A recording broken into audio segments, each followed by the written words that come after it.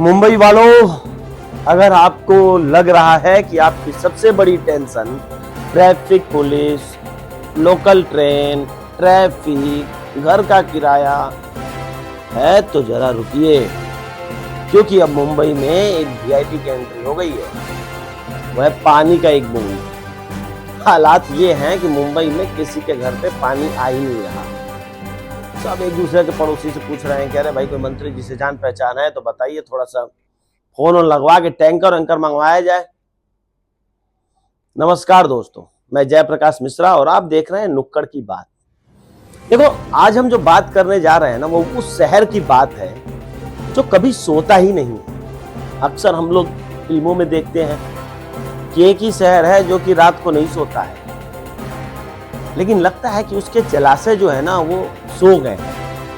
जी हाँ, बात हो रही है मुंबई की, जो इस समय गंभीर पानी के संकट से गुजर रहा है। अभी 2-4 वीडियो भी हमने देखा था, पानी नहीं आ रहा है वहां पे। दरअसल बात क्या है दोस्तों कि मुंबई में हर दिन लगभग 4665 mld पानी चाहिए, लेकिन मिल कितना रहा है? सिर्फ 4100। यानी रोजाना 565 mld पानी की कमी हो रही है।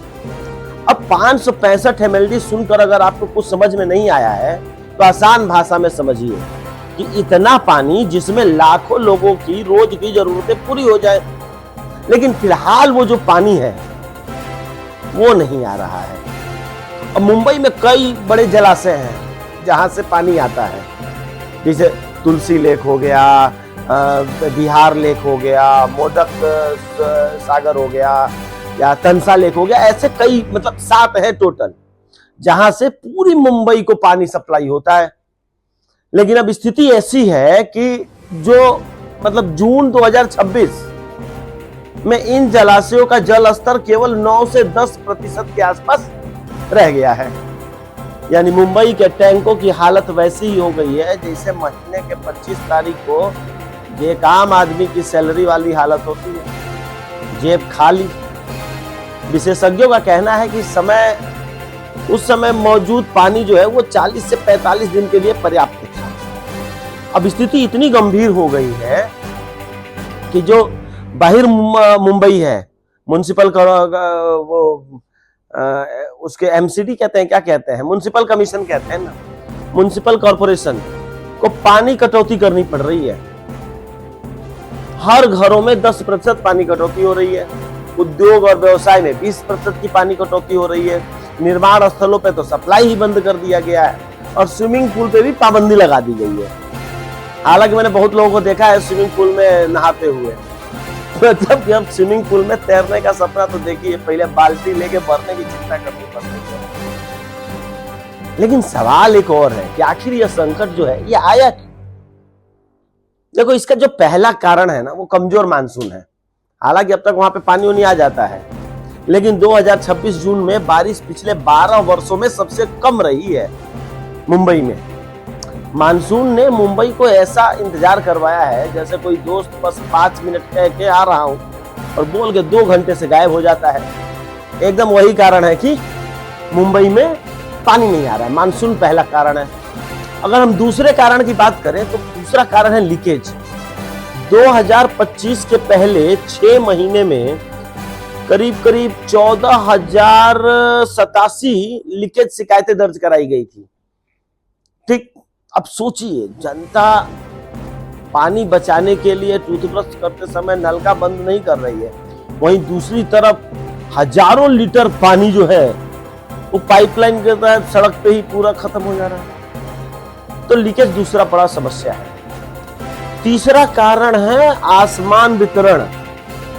मुंबई के केवल 4% क्षेत्रों को 24/7 पानी आता है। मान लो कि अगर 100 क्षेत्र है तो 4 क्षेत्र बस, और जबकि झुग्गी जो क्षेत्रफल है उसमें 45 लीटर प्रति व्यक्ति के हिसाब से पानी आता है, जो भी झुग्गी उग्गी हो गई और ये सारी चीजें। यानी एक तरफ लोग कार धोने में जितना पानी खर्चा कर देते हैं ना, उतने में तो किसी का पूरा दिन निकल जाता है, किसी परिवार का। दोस्तों, ये सिर्फ पानी की कमी का कारण नहीं है, कहानी नहीं है। यह प्रबंधन, वितरण और भविष्य की तैयारी की कहानी है। मुंबई शहर की आबादी लगभग 1.3 करोड़ के आसपास है और मुंबई मेट्रोपॉलिटन रीजन में करीब 2 करोड़ से ज्यादा लोग रहते हैं। अगर अभी वर्षा, जल संचय और पाइपलाइन का सुधार और जल संरक्षण पर गंभीरता से काम नहीं किया गया तो आने वाले वर्षों में हालात और भी मुश्किल हो जाएंगे। अभी हम देख रहे हैं ट्रेन में लाइन लग रही है, वहां से लोग निकल के भाग रहे हैं, झुग्गियों में पानी नहीं जा रहा है। तो जैसा कि मैंने पहले ही बताया कि कटौती तो वैसे ही चल रही है। तो दोस्तों, पानी की कीमत सिर्फ वही समझता है जिसके घर सुबह सुबह नल से हवा आ जाती है, जैसे खोलते हैं सो करके हवा आ जाता है, और शाम तक यही उम्मीद रहती है कि बस 2 बाल्टी पानी आ जाए। आप बताइए, क्या बड़े शहरों में जो रेन वाटर हार्वेस्टिंग अनिवार्य होनी चाहिए कि नहीं होनी चाहिए? अब इतने कंक्रीट के रोड बन गए हैं कि कहाँ ये सब रेन वाटर हार्वेस्टिंग होगा। समझ रहे हैं?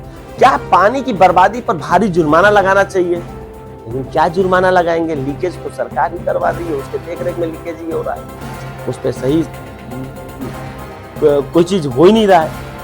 अपनी राय कमेंट में लिखिए, जरूर लिखिएगा, और वीडियो पसंद आया हो तो लाइक कीजिएगा, शेयर कीजिएगा, सब्सक्राइब कीजिएगा। मैं हूं जयप्रकाश मिश्रा और आप देख रहे हैं नुक्कड़ की बात। मिलते हैं अगले मुद्दे के साथ। नमस्कार।